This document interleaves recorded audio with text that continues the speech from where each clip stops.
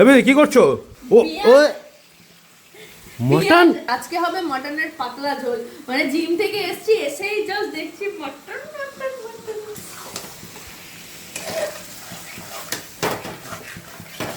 তো পেঁয়াজ আর মটন হালকা করে ভাজছি, যাতে এখান থেকে মটন থেকে আর কি চর্বি গলে তেলটা বেরিয়ে আসে, আর এক্সেস অয়েলটা যেন না দিতে হয়।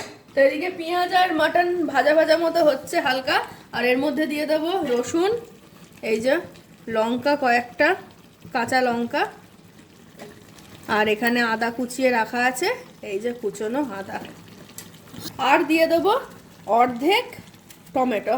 পুরো টমেটো দেবো না, যেহেতু আজকে একটু পাতলা ঝোলই করব, তো সেই কারণে অর্ধেক টমেটো রাফলি চপড।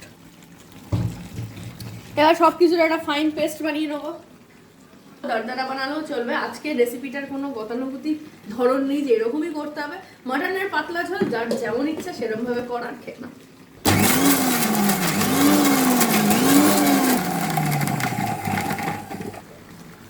এই যে এরকম একটু দরদরা টাইপের পেস্ট বানিয়ে নিয়েছি। এবার এদেরকে কড়াইতে চালান করে দেবো। এর মধ্যে দিয়ে দেবো নুন, ঝটপট, একদম ঝটপট ফটাফট। পরিমাণ মতো দিয়ে দেবো হলুদ, দিয়ে দেবো কাশ্মীরি রেড চিলি পাউডার। এবার এই রান্না হোক। আর এই রান্নায় আলু ভাজার কোনো দরকার নেই, আলু ডাইরেক্ট চালান করে দিও। এবার দিয়ে দেবো এর মধ্যে সামান্য লাল লঙ্কার গুঁড়ো, একদম অল্প করে, ঝাল অনুযায়ী। আজকে রান্নাটা না মানে বলতে পারো মেসে যেরকম রান্না হয় না, হঠাৎ করে চলে এলাম, চলে এসে দেখলাম কিছু নেই, মানে হোস্টেল স্টাইল। আবার হ্যাঁ বলতে পারো কাইন্ড অফ হোস্টেল স্টাইল। কিন্তু হোস্টেলে মাটন রান্না করতে পারতাম না, বাজে কথা বলে লাভ নেই। হোস্টেলে মাটন মানে একটা মানে সেই বিশাল ব্যাপার, বাড়ি ছাড়া মাটনের কোনো জায়গা নেই। এর মধ্যে আরো কিছু জিনিস দেবো, যেহেতু পাতলা ঝোল করবো, একদম এইটুকুনি, হাফ চামচেরও কম কোয়ান্টিটিটা দেখবে। এখানে মাংস আছে 800 গ্রাম, সেই অনুযায়ী আমি দেখাচ্ছি। ওটা জিরে দিয়েছিলাম, আর ধনেও দেবে একই রকম, এই যে একটুখানি, খুব সামান্য, একদম হাফ চামচ ধনে আর হাফ চামচ জিরে গুঁড়ো। যেহেতু এখানে মশলাটা কম ব্যবহার করেছি, মাংসের একটু পাতলা ঝোল করব, তার জন্য অল্প করে ধনে জিরে দিলাম। তো এইবারে কিছুই না, সব কিছু দিয়ে দিয়েছি একবারে। রসুন, গোটা রসুন দেবো না আজকে, আজকে পাতলা ঝোল হবে। এবার শুধু ঢাকা চাপা দিয়ে দেবো, ঢাকা চাপা দিয়ে দেবো, গ্যাসের ফ্লেম কম।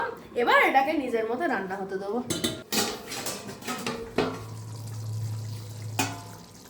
তো কিছুক্ষণ ঢাকা দিয়ে মাংস কষানোর পর দেখো সাইড থেকে তেল ছাড়ছে। আরো একটু কষাবো, বেশ অনেকটা সময় নিয়ে মাংসটা কষাবো। একটু নাড়াচাড়া দিয়ে আবারও ঢাকা দিয়ে দেবো। আরো অনেক রকম ভাবে এরকম সিম্পল মাংস হয়, সমস্ত কিছু মশলা একসাথে মাখিয়ে প্রেসার কুকারে বসিয়ে 2-1টা সিটি দিলেও হয়ে যায়, সেটা আবার অন্য একদিন দেখাবো। আজকে এই মাংসটা ট্রাই করো। তো অনেকক্ষণ ধরে মাংস কষাচ্ছিলাম, এবার একটুখানি ঢাকনাটা তুলি, মাঝে মাঝে আমি একটু নেড়ে চেড়ে দিয়ে গেছি। তো পুরোপুরি তেল সেপারেট হয়ে গেছে আর মাংস কষে গেছে। এবার আরেকটু হালকা করে কষিয়ে একদম প্রেসার কুকারে চালান করে দেবো। আজকে আর কোনো আলু ভাজাভাজির কোনো ব্যাপার নেই। এবারে আরেকটা জিনিস দেবো, সেটা হচ্ছে সামান্য চিনি, একদম একটুখানি চিনি দেবো। চিনিটা দিয়ে এবার একটু নাড়িয়ে চাড়িয়ে নিলাম। এবার আর কিছুই না, এই যে প্রেসার কুকার, বড় একটা প্রেসার কুকার নিয়েছি, তার মধ্যে এদের চালান করে দেবো।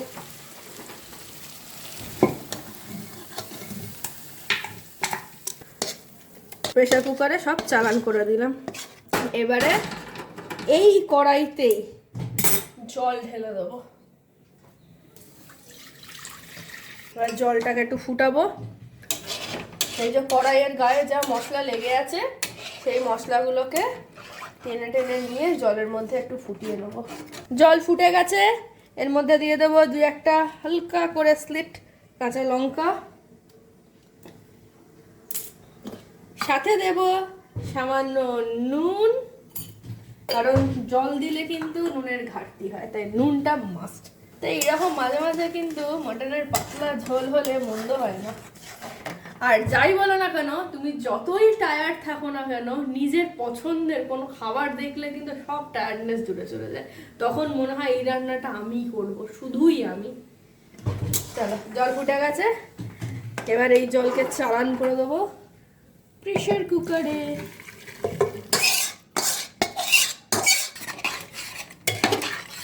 তো যেহেতু পাতলা ঝোল করবো, তাই জলটা আরেকটুখানি দেবো। ঝোলটা একদমই আজকে পাতলা মতো করবো, সেই কারণে আরেকটু জল দিয়ে দিলাম, মানে আরেকটু জল গরম করতে বসিয়ে দিলাম। তো জল আরেকটু গরম হয়ে গেছে, এই গরম জলটা এবার এর ভেতর দিয়ে দেবো। ব্যাস ব্যাস, এবার এই কেটে রাখা আলুগুলো এর ভেতর দিয়ে দেবো।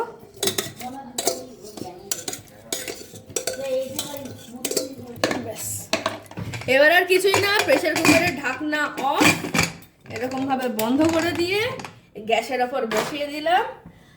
হাই ফ্লেমে একটা সিটি আর লো ফ্লেমে দুটো সিটি, এর মতো সিটি পড়তে থাকুক, আমি যাবো স্নান করতে।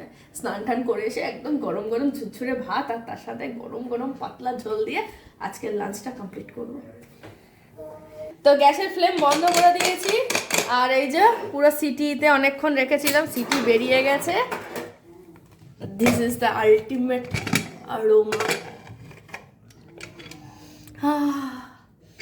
এই গন্ধটার জন্য আমি সবকিছু করতে পারি।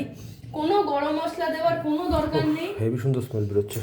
পাতলা ঝোল, কোনো গরম মশলা দেওয়ার কোনো দরকার নেই। এবারে এরম একটা বাটিতে শুধু সার্ভ করে নেবে। ওহ, আলু আর এই যে মটন নাল্লি,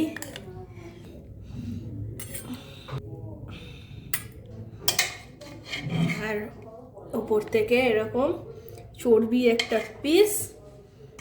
আর দেখেছো, একদম পাতলা বলেছি, মানে একদম পাতলা ঝোল। এই দেখো, একদম মানে জলের মতো পাতলা ঝোল। চর্বির পিসগুলো যা উঠছে না, আমার চরম খিদে লেগে গেল। এই যে গোটা গোটা কাঁচা লঙ্কা দিয়েছিলাম, এই কাঁচা লঙ্কাটা, কোনো হেভি মশলা নেই, কোনো গরম মশলা নেই, ঘি নেই, কিচ্ছু নেই, একদম পাতলা করে খাসির মাংসের এরকম ঝোল গরম গরম ভাতে জাস্ট জমে যাবে। তো যাই হোক, এরকম টাইপের পাতলা ঝোল কে কে বানাও অবশ্যই কমেন্ট করে জানিও। আজকের ভিডিও কেমন লাগলো সেটাও কমেন্ট করে জানিও। সেই সফট হয়েছে,